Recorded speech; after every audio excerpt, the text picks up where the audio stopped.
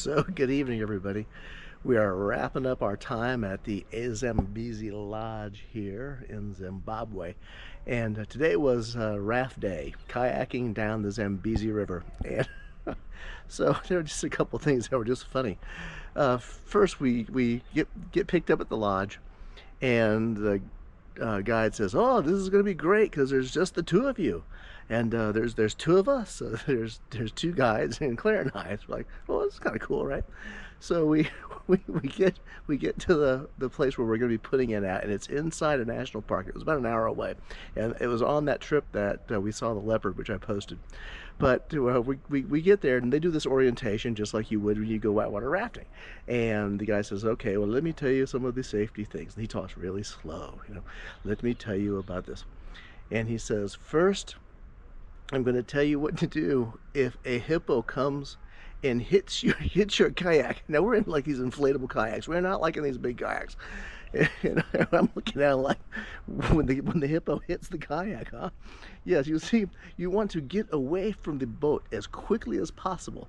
Now, that's counterintuitive what you do with whitewater rafting, which is get hold of the boat so you don't get swept down the river. No, no, no, no. The hippo believes you are attacking him, so you must get away from the boat as quickly as possible. And I'm like, okay, well, there's crocodile infested waters, hippos everywhere. What am I to do? "Oh, no, you go to the shore and we will rescue you." I said, "Oh," so I swim in the crocodile infested waters as fast as I can from the hippos chasing me, who just tore a hole in my kayak, and I'm to go to the shore. Yes, that's exactly right. I'm like, okay.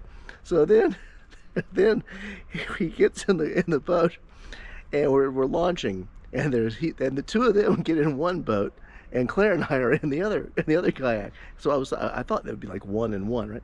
No, no, no. They get in there and they take off. I mean, down the river they go.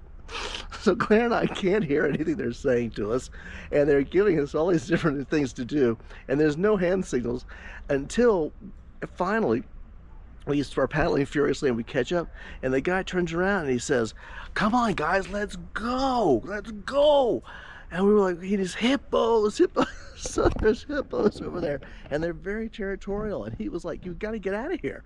So we paddled and everything else.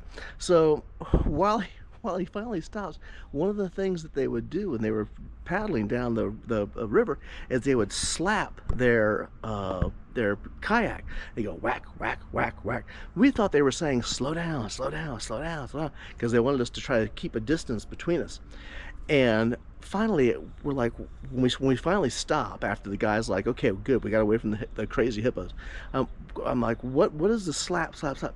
He says, "Oh, we're slapping the kayak because sound travels under the water, and the hippos can stay underwater for 8 to 12 minutes, especially when they sleep during the day because they're nocturnal.